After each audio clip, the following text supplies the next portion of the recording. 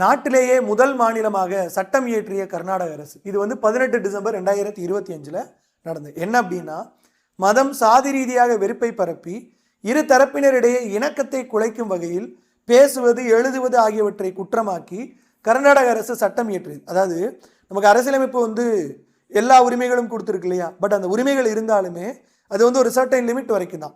யாரையும் புண்படுத்தக்கூடாது, இந்திய இறையாண்மைக்கு எதிராக போகக்கூடாது, இந்த மாதிரி நிறைய இருக்கும்.